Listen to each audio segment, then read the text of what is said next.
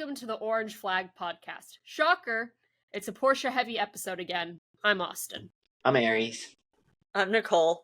And yes, starting with possibly the biggest Porsche news of the past week, the Spa WEC race driver lineup announcements. Nico Muller and Pascal Wehrlein are going to be in the 963s.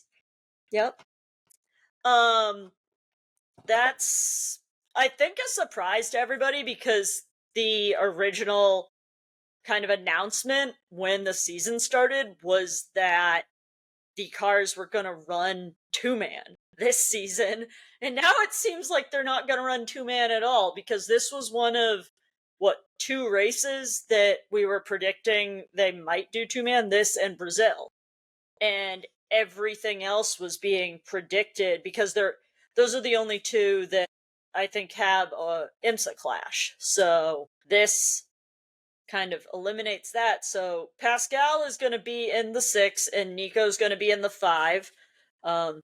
Since we know it's all about weight ballast, whether they say it or not, I did look up weights. Pascal's most recent weight from an article on the Porsche website is 70 kilos, which puts him slightly under but moderately in line with Lawrence Vantor and Kevin Estra. They're both in the low 70s. And then Nico's Porsche article from last year has him at 74, which puts him right in line with Michael Christensen, obviously putting him in the 14, 15 kilos heavier than Julian Andlauer situation. Yeah. Yeah, if we think we need Matt Campbell to bulk, we really need to figure out how to get, little 5'6" Julian Andlauer to bulk. Yeah. He's really just the odd man out, no matter what. He's just a little guy, Beans. and, I mean, it wouldn't be an issue if not for this weight ballast situation. Stupid weight ballast. When I was looking up the weights, I did find a fun fact about Pascal Wehrlein. He snowboards, so that's fun. He's getting added to the people who snowboard list, which now stands at 4 drivers. Yeah, I was gonna say, maybe the 6 just has to have a snowboarder in the lineup because they replaced their one snowboarder with another snowboarder because Matt's a snowboarder. Yes. Keeps things balanced. Well, I will say this makes the whole broadcast conversation about Pascal being the reason Kevin needed a knee brace even more of an interesting conversation. I'm still not sure Kevin even had a knee brace because, in none of the pictures that I saw did it look like Kevin had, a bulky knee. So I think that was just something the broadcast completely misunderstood, but yes, it is funny. Yeah. You didn't need to beat up Kevin to get his seat. You were just gonna get the extra one in the car. Kevin did look like he had gotten beaten up before Imola because he had, a cut on his face. Yeah, it was Pascal wanting his seat. Yeah. He didn't actually hurt his knee. He just punched him in the face and split his chin open. Yeah. And then plot twist, they're now sharing a car. And carrying on kind of with the Porsche theme, I went to GT World Challenge America this weekend at COTA, which was, in fact, not just GT World Challenge, but a bunch of SRO series all running throughout the day. But I was primarily there for the GT World Challenge stuff, because a friend of the show was driving. I wonder who that friend of the show could be. Possibly our Instagram follower, Tom Sargent, who is also now a Porsche North America Selected Drivers Program driver, which was announced literally before this weekend. So, great for him. The Porsche was a very solid car at COTA. It was really interesting just seeing... So if you're familiar with COTA as a track, the I guess they're kind of starting to try to call it the carousel, but the Yeah. turn 13 through 15 complex, um, the Porsche's ability to stop and turn in there compared to any of the other cars was phenomenal. It was really cool to watch. But overall, I'd say that this was one of the kind of cooler races that I've attended, even though I was only there for one day. It felt like kind of you got a full weekend experience in one day just because Saturday does have qualifying and it does have race one. Um, and there also was autograph sessions. There was, an open paddock included. So the ticket was really inexpensive. I think it was like $40. And it was just total access. Just running into drivers all over the place. And I did run into Tom before he was getting ready to get out onto the grid for, all the pre-race formalities. And he was like, "Yeah, after the race, come back over to the garage. I'll show you around." Like, what other series are you getting a garage tour from a driver at? Like, Yeah. we talk about IMSA having really awesome open access. We talk about WEC having really good open access, IndyCar having really good open access, but like, you're not getting that sort of access at those races. This was like really a different level. And so after the race, when I did go back over, I did get the opportunity to, get shown around the garage by Tom, but then do an interview with him. So that was really cool. And actually, before then, at the podium ceremony, uh, they get the, little VP lubrication hats. And I was like, "Tom, can I have that hat? Not the third place one, but the other one." He's like, "Yeah, sure. Well, can you sign it?" So he like had his champagne in his hand, he had his trophy in his hand, and he signed the hat. So, I mean, he is really just such a cool guy. Yeah. Like, he's a guy that I feel like a lot of people need to know about. But also he's just like, you can tell, just still like a down to earth kid. Yeah. He seemed very just wanted to talk to everybody, wanted to know about the people he was talking to, asking us where we were from, how many races we go to, what other series we follow, stuff like that. It's like, I the interview is relatively short, but I probably had an hour-long non-recorded conversation with like me and 3 or 4 other people and Tom. So it was just so chill after the race. And I hadn't originally even planned on sticking around after the race, but I'm like, well, if a driver's inviting me for a garage tour, I guess I kind of need to stick around after the race. Yeah, because I remember you texted me and Absolutely. you were like, "I'm leaving after the race." And then I texted you back and I was like, "I don't think you left after the race." Yeah, because I sent you that text before I had talked to Tom and he Yeah. invited me to the garage. All right, we are here at COTA at the GT World Challenge America race with Tom Sargent, friend of the show. Tom, great result today, P3. And the big thing that I think is on all of our minds is the announcement of you being a Porsche Select driver. Can you just tell us a little bit about that, where that might go? For sure. That obviously was announced very recently, and something I haven't known about for that long either. So I actually found out after the Daytona 24-hour that I was going to be a part of this. So it came as a nice surprise. We had a very successful result of the 24-hour. We finished a very close P2. We almost had it. After 24 hours, we missed out by like a second. But nonetheless, it was good to hear that afterwards. But it's very exciting. It's not factory driver, but in my mind, it's in the right step, right? And that's the way I'm looking at it. It's definitely in the right direction. You're now on Porsche's radar. You're part of the Porsche family. You're a little bit more than just a customer, for sure. So the good part is they offer a little bit of support with it, monetary wise, as well as the big one is the just the support behind the scenes as well. A little bit of coaching from people like Pat Long, stuff like that. That's the big side of it. So it's really cool to be a part of it. Where it'll lead, I don't know. It's a good question, but like I mentioned, it's a step in the right direction, and I hope it continues to somewhere like a factory drive in the future. I know that Porsche got rid of the shootout system now, and they just kind of pick people. Is it from that group of select drivers around the world that they pick? So does this put you in the potential to be a junior in the future? I don't think so about the junior. Mainly one, because of my age. I'm starting to leave that junior age. But this seems to be just a North America-based selector program. So they have a selector program in Asia, which seems to be independent of this. So it seems to be something that North America brought on.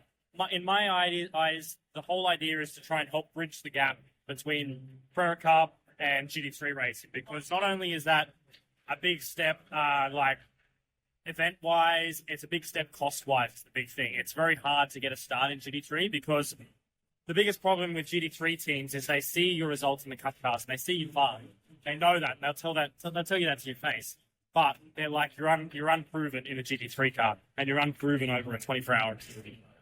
So that's the biggest part, and that's why I owe a lot to Kyle Washington. The fact that he took a chance on me when I came out of Cup car. I had no experience in GT3, but he was like, hey, I'll give you a shot. And by him doing that, that started the snowball effect that gave me enough experience to secure a drive at Right Motorsport. Adam Adelson took me on there with them. I drove with him and Elliot Skier, which is a really cool thing. I look up to both of them, and that puts me where I want to be now. So ultimately, I have reached where I want to be. I now need to stay there. I would love to have a full-time drive is ultimately the goal. But right now, IMSA was where I want to be, and that's where I am now. And pairing that with GMG and Kyle in SRO is, to me, the perfect year. So IMSA is the kind of plan, the goal, maybe a full-time with Wright next year? I would like to hope so. They're doing big things. Obviously, Adam just bought the team, which is a huge thing. They're undergoing now, obviously, different ownership. So we'll see how that plays out. And now they're going to open to customer racing a little bit more. So who knows? Maybe there's an opportunity with a full-time drive next year. I'm not sure. I really don't know. It's very early in the year. You know, I've done 2 races with them, so it's a big call for them to take me on straight away without being fully proven in endurance racing. But that's where I'd like to see myself for sure next year is full-time. That's, I think, where we'd like to see you as well as full-time because, I mean, IMSA is just such a cool series. It's unique to, I feel like, everything else. Yeah. Like, for sure. The multi-class racing with the P2s and the hypercars is just something you don't get very, very often anywhere else. right, like outside of, like, Le Mans. Correct. So it's like you obviously see, you know, the Spa 24 hour with, you know, the biggest GT3 race in the world. Wow, it's such a different although I haven't done it. Yeah. From what I see, it's such a different dynamic to doing the 24-hour Daytona when we still have the same amount of cars, but it's split over 3 different classes. Well, 3 different types of cars.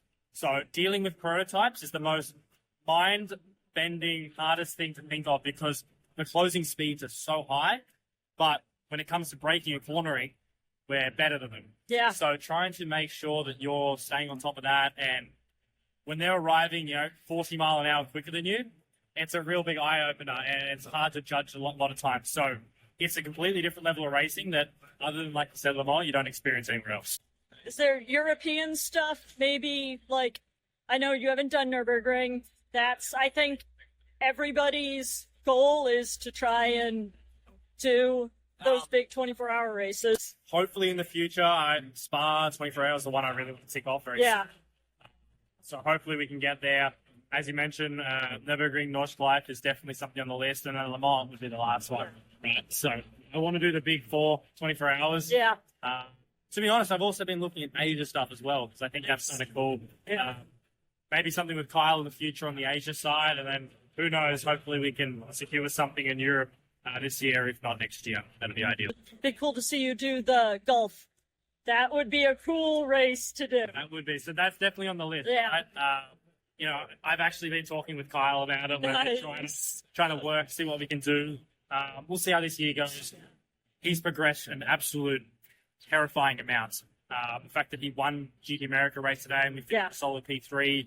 He drove exceptional after heavy contact at turn 1 too. Yeah, I saw the back of the car. That was painful. He did a very good job to regain himself after that incident and come back. So his level of maturity, his speed, his consistency is night and day different from where we started. Yeah. And I hope it continues going the same way. So I think he's more than ready to do some international stuff. Yeah. So we'll see it. Maybe in the future. I'm gonna keep pushing him. Yeah, thank you so much for taking some time to talk to us, and congratulations on the result. So if you're a longtime listener of the show, you will know that we harshly judge drivers on their ability to sign t-shirts. That we do. Looking at you, Seb Bourdais and Matt Campbell, but I got feedback on the difference between signing a full-size shirt and a tiny raccoon shirt from Kenton Koch and Connor DeFilippi. They said that signing a tiny raccoon shirt is in fact a lot easier than signing a full-size shirt, and they both said that signing full-size shirts is the hardest thing anybody asks them to sign. Which, So, like, I don't get how, like, a tiny one is easier, because I feel like you have to make your 'Cause- signature way no. smaller. because you can do this Ah, yeah. and okay. just sign on your hand versus trying to. They both were like charadesing out the difficulties of signing shirts, and I'm like, this is gonna be such good. I actually told them both. I'm like, so I'm part of a podcast, and we actually kind of roast drivers on their inability to sign t-shirts. So the fact that the two of you signed the raccoon shirt so well is absolutely going to be a topic of conversation. So But to the yes. top of the ranking they go. I Yes, think it's comparable. I think it's different, yeah, because they even said, like, this is easier to sign. Yeah. I feel like them flat out saying this is different than signing a t-shirt means it can't be in the same category. I do think that, like, Ranger and Kevin and Jam need to be perhaps, like, applauded for their ability to sign a shirt without confusion. Yes, and apparently Kevin and Jam need to teach their teammate Matt Campbell how to sign a shirt. Yes. But he does sign in the Seb Bourdais style of hold the shirt Yes. up for me, please, which is clearly a stylistic choice. Yes. Which is not really an option on a tiny raccoon. They all were like, where did the tiny raccoon come from? Why don't we have tiny raccoon? Like the Spike guys were. Like, how do I get and their chick that was with them, she was like, they're at the merch tent. They're like, we need to buy one? Sorry, Random Vandals drivers. I guess you need to buy a tiny raccoon if you want one. This is Despite being Callum drivers Ilott and Spike all over again. Yes. Well, besides that, I feel like another interesting thing that happened this weekend was a topic of conversation on Twitter was around the GT America GT4 race specifically, and how Anthony McIntosh used the curb to fix the rear of his car. Yeah. That was perfect. He bumped the whole exhaust system down on Yeah. a curb and bumped it back into place on a curb. Yes. That was that's amazing. great, you know? The whole commentary was like, he really needs to stay away from these curbs that, like, destroyed the car, and then he hits the curb and it bounces back into place, and they're like, or not.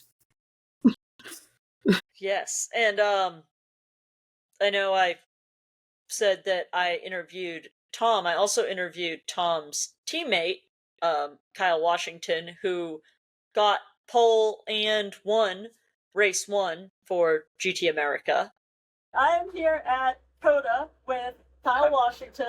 Yes, we are. Yeah, win in the GT America race. Amazing. In the GT World Challenge race. That's going to be a hell of a weekend. Lucky day here in big old Texas. Yeah, and then pole and Yeah. so My first pole in SRO. that is so awesome. pretty, Congratulations. Been years in this league and feel good about this one. Yeah, and Win. for people who may not know, the regular viewers, listeners will know Kyle's teammate, Tom Sargent, friend of the show. You're now a friend of the show, too. All right, I'm pumped. Yeah, so he is the AM cart of the Pro-Am lineup. That's right. I guess, I'm trying to be the pro part, but Yeah. I'm just too damn old.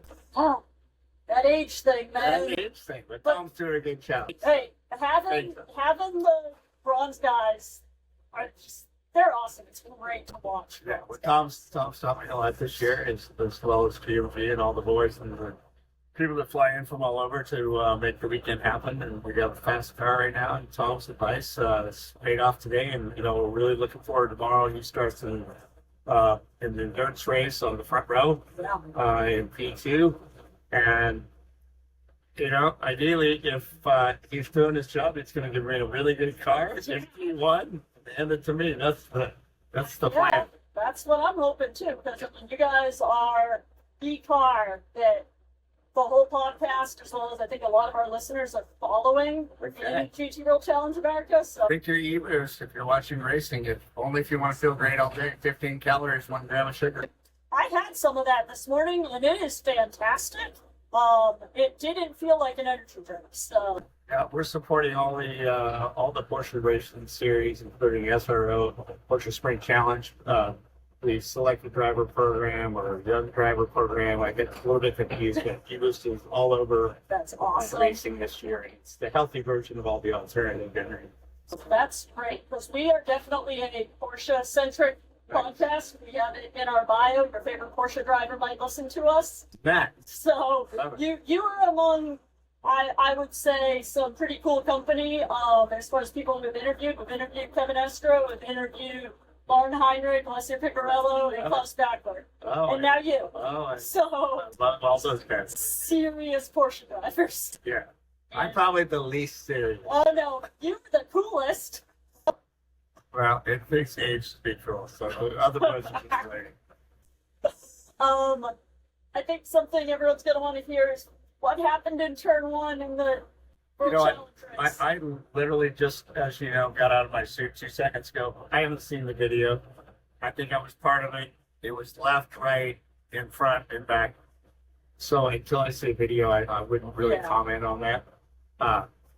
Obviously, turn 1 in Texas, uphill, wide open, and more than a 90-degree left is always a treacherous turn. And with that many cars diving in there, it's hard to say what happened. But let's give the video a look and see what happened.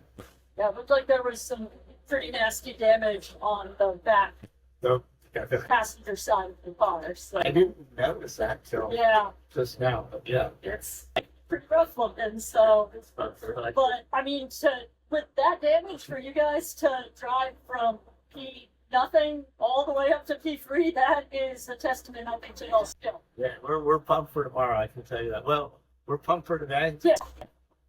but big expectations now tomorrow. Yes. Yes. Hopefully, continue in the single race and even improve in the You guys have a lot of overall wins coming for you this year. I really think that you guys in that car can do it. like that idea.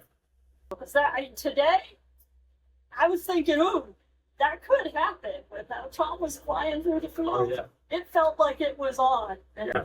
the I mean- P3 in class was still a phenomenal result. Car's good and he's great. So Yeah. car's great and he's great. And you're good. I'm meeting. Well, thank you so much for your time. Moving on from GT World Challenge, but not moving on from Porsche, shockingly. AO Racing is bringing Roxy. I have a Roxy card somewhere. I was about to say, you definitely do have Roxy. I do have a Roxy card. Their pink version of Rexy, which is called Roxy, will be debuting for the year at Laguna Seca. I don't know where. Where is Michael Found it. Christensen? Found it. Michael Christensen is not going to be driving Roxy, but Roxy has not gotten a win of her own. All of the wins for AO in GTD Pro have come with Rexy, and then obviously the GTD normal win as well, have come with Rexy, not Roxy. So if you look now, this is an old picture, but Roxy doesn't have any gold teeth, and Roxy's not gonna be having that, blinged out gold and diamond tooth for the championship last year, because that was Rexy's championship. Their whole goal here is to get, I guess, Roxy to get some wins as well. I feel like this is going to determine, is Roxy cursed or not? DTM started, and if you're in the US, YouTube! Like, we can watch DTM on YouTube without VPNs, without worrying about geo-blocking. It's fantastic. It's lovely. Yes. About time. About time you guys could Lots watch of- something. Grello action available for the US. Yes. Also, the orange Manti, that's not a Grello car. But, No, yes. but it still hits. Yeah. There was a lot of Grello action and some good results, especially in the second race. A certain guy from Turkey took victory. I was gonna say, you have a Yeah. podcast prop! Yeah, Job, Chan! Mr. Guven. Some are saying this maybe could be the year he puts it together, but who knows? Fun. I have a little confession to make. This is the first time in, I think, 5 years that 4 years actually, that I tune in to watch DTM. Because I kind of Really? lost. Yeah, because I kind of lost interest when they became just another GT3 series. Yeah, the previous regulations, like those badass cars they had, I loved watching them, especially since they were gonna tie it up with like Super GT in Japan. So I thought, yes, that means we're gonna get some crossover between the manufacturers. In the end, it was all a pipe dream because it didn't happen. So when it became a GT3 thing, I thought, oh, another one. But yeah, I guess I'm coming back this year. So whoopee! What I like about them is whether it's a good race or a bad race, they're under an hour long. They're really Yeah. easy to watch. Like, the barrier to entry as opposed to WEC or IMSA is so much lower. Even compared to F1 or IndyCar. Like, you're literally looking at, in some cases, half race time. So, Pretty just, much. I think, makes it easier to watch. It's kind of like GT World Challenge. The sprint races, they're like 1 hour long. Mm-hmm. Yeah. So yeah, staying on topic with the DTM. I know I talk about flags a lot, but it's getting on my nerves right now. Like, I swear I can't take this again. And it's getting everybody confused, even the commentators, because a certain Mr. Jules Gounon he was born in France, yet for some reason I can't remember, he races under the Andorran flag in some championships. Even he the lives in DTM Andorra. Yeah, commentators, that's where he lives. even the DTM commentators were like, yeah, they refer to him as the Andorran at some points. But then literally he was on the podium, and even on the screen graphics, what was the flag? France. Make it make sense. You know what it is? It's he had to make a decision now. So like this year he has the back and forth of what team he is, of Mercedes or Alpine. And Yeah. so he had to make a decision elsewhere. So for his nationality and what flag he races under. He had to pick Alpine one. made him pick France. Yeah. They were like, Obviously. we require both of our cars to have 2 French drivers, so you have to be French. I will say, Michelle refers to him as Frenchie a lot, like in her Instagram stories, so she may have filled his paperwork out for all we know. Probably. I'm just saying. She's like, I'm doing all of our paperwork for all the series we're doing. I'm putting you as French. And he's like, sure, babe, whatever. That's how it happened in my mind. And until someone tells me otherwise, I'm blaming Michelle Gadding for Jules Gounon racing with the French flag. You know what? I prefer your version. Yeah, mine was just like when Alpine's lineups got announced for the beginning of the year, I was like, oh, they've stuck with what they did last year of 2 French drivers and a non-Frenchie in each car, so... Yes. I find it funny though. I got one thing led to the other, and next thing I knew, I was reading the Andorra Wikipedia page, and in the sports section, it said motorsport is something that they do a lot over there, and I'm like, how many racetracks are there in Andorra? Like there's the a lot of racing drivers that live There's a there. lot of racing drivers, and a lot of Porsches sell there. Yes. Yeah, the most, like, per capita 911s in the world is Andorra. Yeah. My dad has sent me that article, like, multiple times. And I sent it to you as well. Yes. That's why Jam moved there. That's like, what I said. I need to live in Porsche world. Yeah, when I found the article, I sent it to you because it was after Jam had moved there, and I was like, this is the reason why. It also said that Portuguese is very well spoken there, so I guess I'm going to apply for that citizenship. You could go there. Exactly. You can go hang out with Jam and I'll Jules. see you there, bye. Yeah. I'll pick you up in my Porsche. Exactly. Yeah. Perfect. Great. Bet the used car market there is peak. Oh, definitely. Like, so good. Yeah. Oh. We're almost done talking about sports cars, we promise. Are we? Yes, we're at the last thing, the WEC hypercar regulations. Woohoo! They may or may not get extended to, like, 2032. Yeah. Fantastic. I love that. Keep my guy around. Yes. It's basically been confirmed at this point that WEC is going to extend the hypercar regulations just to give these incoming teams that, are happening over the next couple years, like for certain McLaren and Genesis and Ford, but then hypothetically 2 to 3 more brands are looking at entering.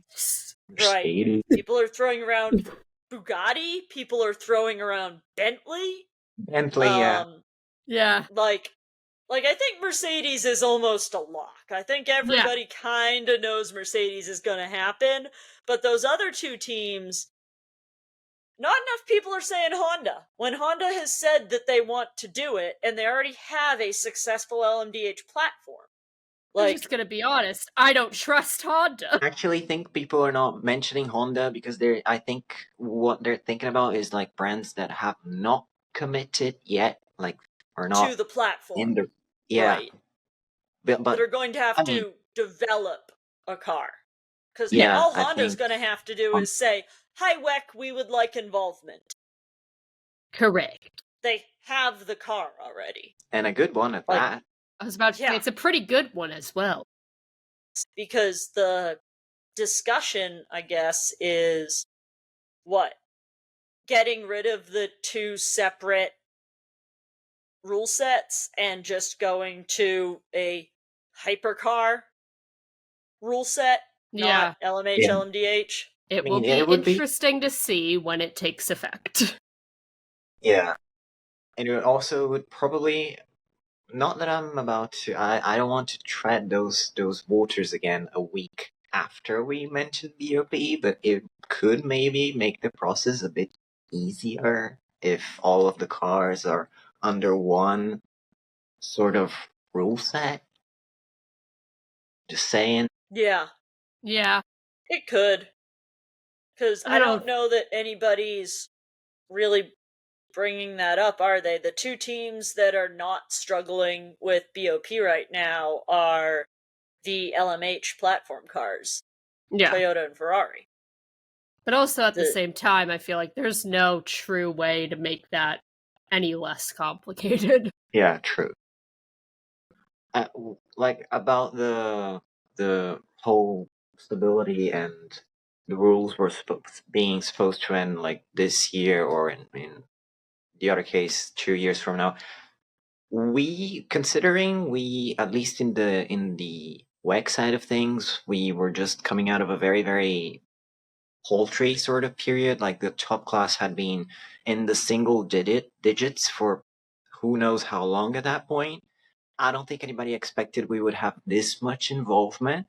I feel like maybe, I don't know, people thought, oh, maybe 5, 6 brands or something, and we are what, 13, 14 brands already confirmed to at least have taken part in this rule set. So, hey, extend it for as long as you want. Yeah.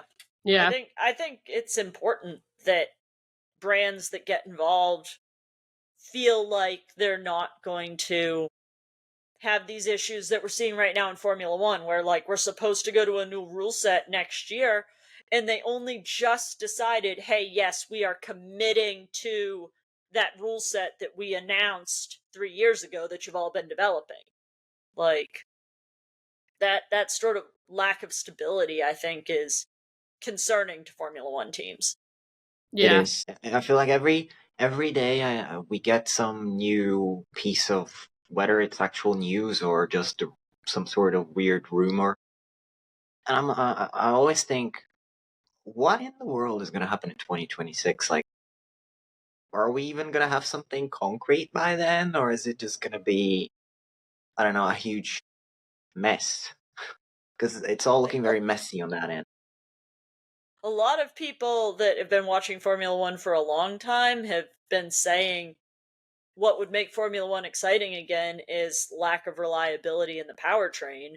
And that sounds like what we may have next year based on all of these testing rumors of the development of these 2026 engines, is that they just don't work. So in race conditions, they might fail, which would bring real crazy excitement into the season. Yeah. It just sounds like it's all over the place. I guess since we sort of started talking about F1, do you want to just jump to F1? GM has been approved as an F1 engine supplier for 2029 and beyond. So we've got a little bit of time before we have a GM engine, but I am very, very excited. And then You if would I'm be. not wrong, 2030 is the start of the projected start of the next set of regulations. That sounds GM right.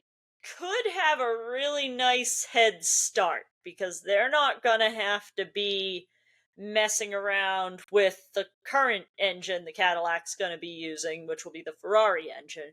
They can focus all of their time on the development of the 2030 regs engine, which is being rumored to possibly be a V8, which is very much a Cadillac thing.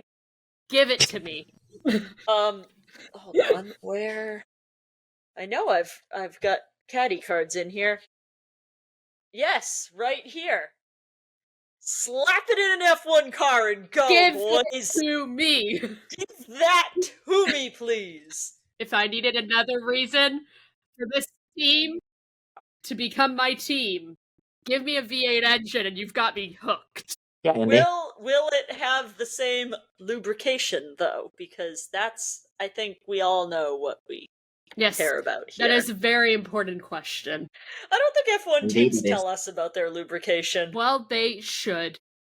Cadillac though is pretty consistent about the lubrication stuff, so Yes. maybe Caddy F1 will be as well. We'll have to wait and see. Yeah. We will. But another thing that's also happening is the Miami GP is coming up, and Caddy is supposed to be launching their livery and team colors on Saturday. in Miami. I'm suspecting they're going to stick with the GM colors. It's going to be yellow, red, blue. There's probably going to be some black. Yes. It's gonna look just like this. Yeah. There's your team colors. Yeah. Look at what Jota is doing with their cars this year, minus the, gold part. And look at what the 31 Wayne Taylor cars and the Wheeling car are doing with their colors, minus the main colors. Like, all the accents on all of those cars, all 5 of those cars are the same, and it is these colors. And exactly. That is, I would put absolute money on the fact that that is going to be what the color announcement is. Yeah.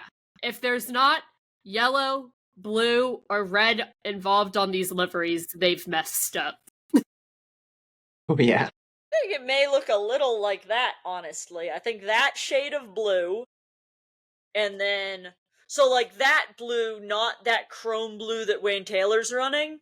It's gonna be like the deep blue. Yeah, the blue that the 2 was in WEC last year, I guess. Even though we're on YouTube now, I guess I should still probably describe the crap that I'm holding up to the screen. This is my 2 Cadillac WEC card from last year. So if you're familiar with that car, that's the visual demonstration that I was given. I'm expecting the red to be like the red of the 31. Yes. The yellow is going to be like the yellow of the 01. Or even just on, I don't have those cards, but those weird accents that they put on the cars that, like, with the red and the blue. Oh, wait, I lied. I have a Wheeling card. Hey, so, like, I can't find it right now. The blue and yellow accents, what's on the fin of the Wheeling car, I think is going to be very much what the F1 car will look like. We could be completely wrong. It's going to get released the day after this episode releases, so we'll talk about it next episode. We will indeed talk about it next episode.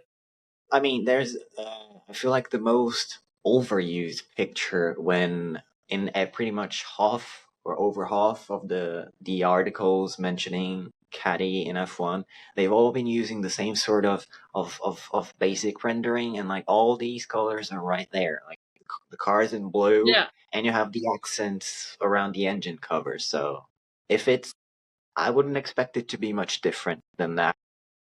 No.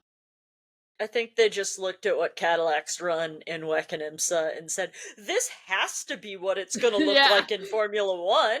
This has to be it, which is, I mean, basically what we're saying as well, but also, here's who they should have for a driver. This is who should be in their car.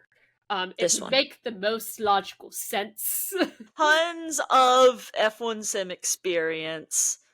Tons of just familiarity with Formula 1. We're holding Fred Vesti up, by the way. And is currently driving a Cadillac this year. So familiarity with Cadillac as an organization. Yeah, became a Caddy driver this year, right before they're entering F1. Formula E. The correct amount of E.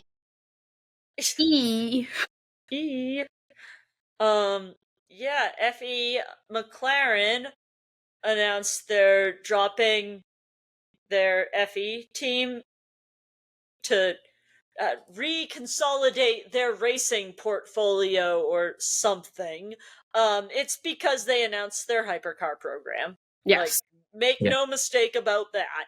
They don't want to be involved in FE anymore because they want to focus on hypercar. Which, I mean, fine, don't spread yourself too thin, but it's unfortunate. They're pretty successful in FE. They've only gotten one win in FE, so a lot of people are using that as a reason to say them leaving FE. Yeah, but I feel like they're in the fight a lot.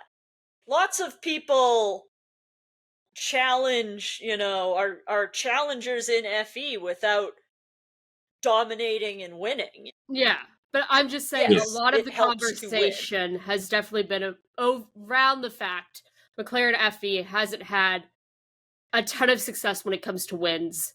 This Yeah. year they've looked way more competitive than they've looked in past years, and it just happens to be that this is their last Right. year. I mean, the team that was McLaren beforehand, Mercedes, I think they had just won two titles, two consecutive titles, and then they were just like, yeah, my job is done, bye. And then McLaren stepped in, so now McLaren are doing the same thing, and we don't know who is going to step in. Yeah, I haven't really heard any rumors about who it's gonna be, like what brands are looking to have FE involvement.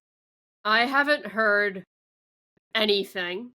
And there's a lot of talks about how this is like similar to when like Mercedes left FE. And a lot of people debating whether Mercedes leaving FE was better or worse for the series than McLaren leaving FE. I think they both are not that bad of issues as long as you get another team that steps in. That's I think the problem is, like, you don't have, as far as I can tell, anybody clamoring to, like, oh my gosh, I need a Formula E team. Like, yeah, what And brands aren't in FE that we think might have an interest in it? Because I don't know. Yeah. It's also McLaren FE was a whole like electric racing like branch. So there was the team principal for Formula E was also the team principal for Extreme E, which Extreme E like doesn't exist anymore. It like didn't have success after 2024. And so then it just kind of became, for the like electric racing side, just having Formula E. And so now it's kind of just like that whole branch side, it seems like, is just ending, which I feel like kind of almost should have in a way seen this coming now that we know that it's ending, because Ian James, who is the team principal for Formula E, before the season started, accepted a much higher role within McLaren as the director of motorsport for McLaren Automotive. And now it's like, oh, now he's just going to probably end up doing that. Like, he's no longer going to be a team principal. He's probably just not going to be involved in Formula E anymore. Like, he naturally already had a stepping stone to go into once this folded. Yeah. And McLaren FE kind of felt separate from the rest of McLaren's stuff anyways. Like, Zach Brown's involvement felt minimal compared to, like, you see him at WEC races, you see him at IndyCar races, you see him at F1 races. Like, he's not huge in the electric side of stuff. you know, something I just thought about with this Ian James talk. I was thinking if Ian James actually is very much involved with the WEC side of things, it's going to be a bit confusing because right now we have another Ian James who is running the Heart of Racing team and is responsible in part for the Aston Martin Valkyrie program. So two Ian Jameses running British hypercars. That's I will say, when we were at Daytona, Ian James, McLaren Ian James, was there. Wandering around. Just wandering around. So, we were very confused the first time we saw it. We were like, was he here? James, why is Ian here? Like, yeah. So, who knows? I mean, if he's director of motorsport for McLaren, he's just going to be in charge of probably everything. Yes, but now it's going to be interesting because they never really said what exactly like he was doing truly. Yeah, I mean, that just seems like a nice umbrella role, especially with the way that they weirdly run their team with team principals and Zach being a co-team principal on all the teams. Like, I assume Zach's gonna do that with the hypercar team as well. Exactly what he does, like what Andrea Stella does and what Tony Kanaan does is not what any other team boss in Formula One or IndyCar do. No. Because Zach Brown does the majority of the team boss job. And I think if I had to guess, what Ian James is doing is just an umbrella position over all of those people. Yes. Like, he's almost like kind of an offshoot of Zach rather than another level down, like Andrea and Tony are. Yeah. But now everything's just clicking. Yes. Something that we also saw people mentioning, and something that also got our minds working was, could this maybe lead to a certain Mr. Sam Bird actually getting involved in McLaren's hypercar program? Well, I guess it's a waiting game. I think the overall assumption is that it is going to primarily be the current United Autosports guys. Yeah. But I don't see why one of the 6 couldn't be Sam.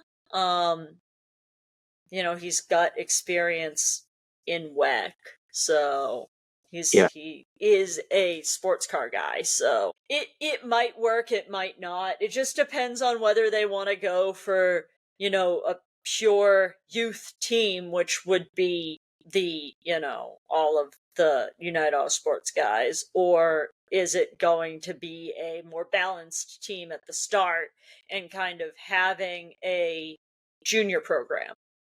Yeah. Also, Sam has, like, in interviews said, like, he's very excited by the idea and, like, would totally be down to do it, but also his experience isn't in that car. Like, right. No one's isn't though. Yeah.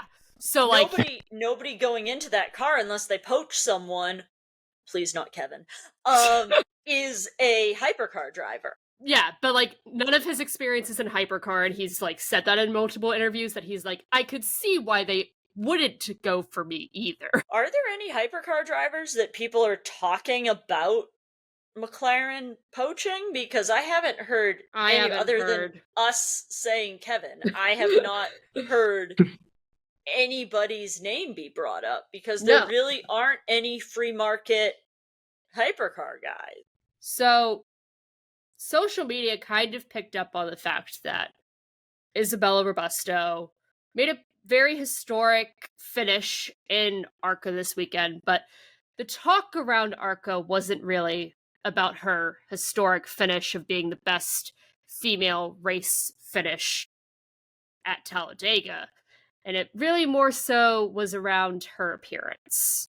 Yeah, she is, I guess, being criticized for not being a model. I mean, we don't do that with guys. Like, oh, they can't all be models, neither can the girls. So, yeah, how about we focus on her driving and less about, the fact that she's a normal looking woman? Because that's what she's there to do. Who thought that would be such a controversial thing to say? Yeah. And I mean, it's entirely possible that you guys, the listeners, have not seen this at all on the timeline, because ARCA is a really niche subject. It's not, Xfinity, it's not Cup, it's not IndyCar, it's not F1. It's a tiny little stock car series. But, Isabella has the potential to be a big name, like people are criticizing Cat Leg for not being able to finish a cup race right now. Well, give Isabella 5 years, and I think she fully has the ability to finish a cup race. Yeah. So that's For kind all of our Toyota fans, here's a female driver for you to start following and get behind, because she will probably eventually be in Xfinity and maybe Cup one day with Toyota. Yeah, I mean, I think she's probably pretty darn close to moving up to Xfinity, at least on a part-time basis, given the results she had last year and this year so far. She's earning her way. It's not a marketing thing. It's not, oh, look at this girl, oh, we're gonna put her in a bikini and say, look at her, or have her, doing marketing. It's, look, she got the best ever finish by a female at Talladega in ARCA. Like, look at the results she's having. She deserves to be there. Because I think that's one thing I've seen people saying about Leg is, like, why isn't she being forced to do ARCA, being forced to do Xfinity? Why is she being able to do cup races? And, well, how about you focus your energy on an up-and-coming female in the series that you wish Cat Leg was doing? Yeah. And, like, Cat Leg did do an ARCA race, just so everyone knows. Cat Leg is also, and I know we've gone over this already, like, an amazingly accomplished female driver. She absolutely has the racing resume to be able to do Xfinity and Cup races. Without a doubt. I feel like this is like how we let other people from other series go to like IndyCar and do 500s or those sorts of things, and then the flip-flop reverse, we let the opposite happen. So it really shouldn't be like a big deal that Leg is able to do Cup Series races. And like this weekend, her not getting to finish the race was not on her.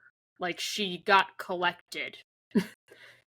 That wasn't on her. There was no way for her really to avoid getting collected in the crash that she was collected in. So, that happens to every driver. You're eventually going to have a race at some point in your NASCAR career that you're just going to be collected as collateral damage. You want to tell that to my man Elio Castroneves in the Daytona 500? Yeah. Also, this isn't the first time we've seen an IndyCar driver switch to NASCAR and not have a good NASCAR career. And there wasn't any talk amongst the guys that had not successful NASCAR careers getting dragged really the way she is. Yeah, I mean, I think a lot of that is social media. I think Yeah. that if those situations happen, because not everyone's going to be Tony Stewart. Not everyone is going to be able to be successful in every series they touch. Social media was not a thing for, I think, the examples that people think of with other people crossing over series, with Danica, with Dario, with, not having great careers in a crossover series. There just wasn't social media, so, because it's not the broadcast. The broadcast is not out here dragging Cat Leg. The broadcast is not out here dragging Kyle Larson. They're actually lifting those drivers up. So this is really like a microcosm social media thing that some people who may not be super involved in the niche that is motorsports Twitter, motorsports TikTok, might be completely unaware of this discourse altogether. Yeah. Like, I feel like there's two separate opinions on Kyle doing the double. And it's the opinion of if you're on social media versus the opinion of if you're not on social media. Because if you were just to listen to the broadcast You would think that everyone loves that Kyle Larson's doing the double, that everybody wants to see him succeed and do the double, that this is making his fan base bigger and making him a generally liked driver more. If you look online, it's the complete opposite. People hate that he's doing the double. Right, So, because social media brings out the extremes, right? Because in real life, you need to be able to, if I think it's stupid that Kyle Larson's doing the Indy 500, and I think that, he should have lost his playoff eligibility last year for missing the Coke 600, and I am talking to somebody that has a differing opinion, I can't call them every name in the book because I'll get punched in the face. Whereas online, you can say anything you want with zero consequences. And I think, and I'm going to sound old saying this, but I think that that is harming this younger generation. The 18 to 25-year-olds that struggle with the ability to see a differing opinion from their own and immediately go to, oh, you are now my worst enemy because you think that Kyle should have been eliminated from playoff contention last year. Like, I need to block you. I need to report you. I need to get people to gang up on you and try to run you out of Twitter. Like, that whole existence doesn't work in the real world. Like, cancel culture doesn't work in real society. That is a uniquely online thing, and it is a uniquely, Gen Z, Gen Alpha thing. But people aren't, out there getting everybody they know online to cancel a random person for an opinion. Because I thought that's why we were all on social media, was to have opinions. We lost the plot somewhere, or at least some people lost the plot somewhere. Yeah, some people seem to make the ultimate goal of their lives is making other people feel miserable on social media simply for thinking something different. I don't have time for that. This kind of leads, interestingly, into what social media thinks about friendships between athletes, because that was a huge talking point in NASCAR this weekend, was with Jesse Love Jr. and Connor Zilisch getting involved in a wreck, which saw Connor get injured.